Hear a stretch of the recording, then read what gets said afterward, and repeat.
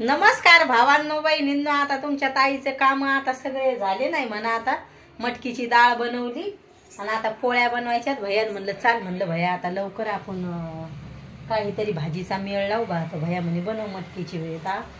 आता त्याचे सॉक्स कुठं ठेवले, 4 जोड आहेत, सापडून नाही राहिले. मग शाळेत पाहतेत म्हणे मम्मी चेक करते सॉक्स घातेले का नाही, तर डबल आण नाही. आता कुठं ठेवले तर सापडून नाही राहिले. तरी दाजी म्हणू लागले तिकडं कपडे ठेवायचे म्हणे, लय कपडे झाले तिकडं. कपडे झाले तरी पण गावाकडे किती कपडे ठेवायला असतात. मी हरसू भैयाचे सोबत राहतात. माझ्या साड्या आणि तीन एका खाण्यात कपाटात ठेवलेच असतात. आता पण मी 3-4 साड्या ठेवून आले घरी. मी काही साड्या घालत नाही. तर हे म्हणे गावाकडेच कपडे ठेवाय म्हणे, इथं थोडे ठेवायचे, लय कपडे झालेत घरात. तर भैयाचे सॉक्स पण सापडणार आणि काहीच नाही सापडले. आता डबल आण नाही. शाळेचे 4 जोडा आणले होते यायनं, त्याच्यासाठी कुठं ठेवले काय माहिती. मी कपडे सांगूच नका घरात किती झालेत, लय कपडे झालेत, लय का लय लगे. तरी पण पणगात किती कपडे ठेवलेत मी, बॅगी भरू ठेवलेत कपड्याच्या. आता हरसूचे पप्पा म्हणे भांड्यावाल्याला पण दे म्हणे, काय मग घरातले कपडे लय कमी होते. तर म्हणलं पाहिजे आता. तर मटकीची डाळ बनवली. आता पोळ्या काय बनवायच्या नाही, 4च पोळ्या बनवायच्या, जास्त काय पोळ्या बनवायच्या नाही. तर म्हणलं थोडं थांबवून पीठ भिजवीन. आता मला आज भाजीपाला आणायला पण जाणार आहे. आता सगळा भाजीपाला संपलाय आपला. तर आणावं म्हणलं भाजीपाला.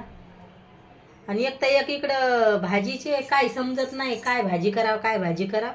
तर म्हणलं जाऊ द्या आता तिकडं मटकीची डाळच बनवली.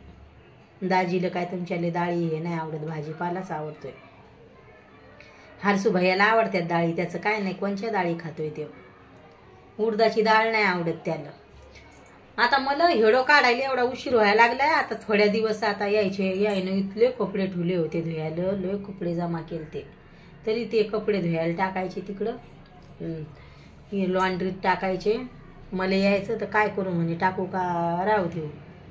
10-12 ड्रेस होते, ते धुतले तर लय पाठीत ठणक लागली होती. म्हणजे 2-3 दिवसापासून लय काम. म्हणजे गावाकडे कसं होतं, आई काम आम्ही सगळे मिळून करायचो, तर एवढा कामाचा रोड येत नव्हता ना. आता गेले काम, 2-3 दिवस कामच होते.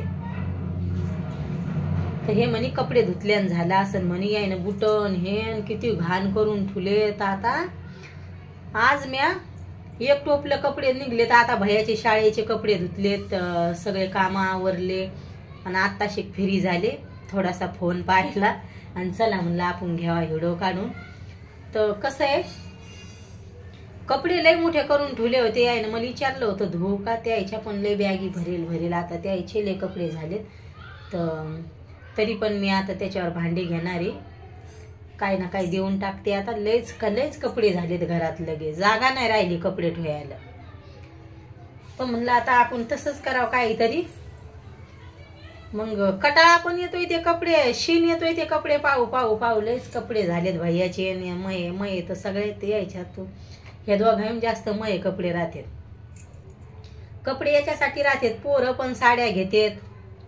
आणि इकडं तर मी जास्त करून ड्रेसच घेते, पोरच घेतात फक्त तिकडं मला साड्या. गावाकडे भाऊ जसं त्याच्यात जास्त करून साड्या राहतात मायाकडं. तर इकडं म्हणजे मग जास्त करून ड्रेसच घेणं असते, साड्या काय नसतात. म्हणजे तीच टिपून येताना. तरी पण मी माझ्या भावायला काय सांगते, तुम्ही मला नाईट ड्रेस घ्या जा, गाऊन घ्या जा. ते म्हणतात माहेरातून जायला तसं चांगलं वाटत नाही, तुला का गाऊन घ्यावा का. मी म्हणलं 1-1 डझन गाऊन घ्या जा, मला साड्या घ्या जाऊ नका. त्याला मी लय सांगते.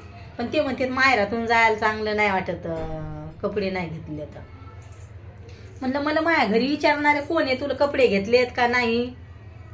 तरी पण ते म्हणतात नाही, माहेरातून चांगलं नाही वाटत तसं जायला. भैयाला यायला पोरायनं कपडे घेतलेत आता.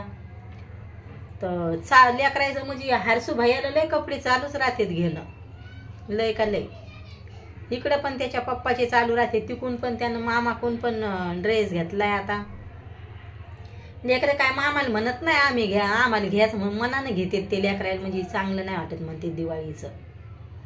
तुमचे दाजी लय म्हणतात घ्या जाऊ नका म्हणे, म्हणजे हे घेत राहतात ना. पण आता यायला माहिती आहे आता मामाने घेतेतच म्हणून.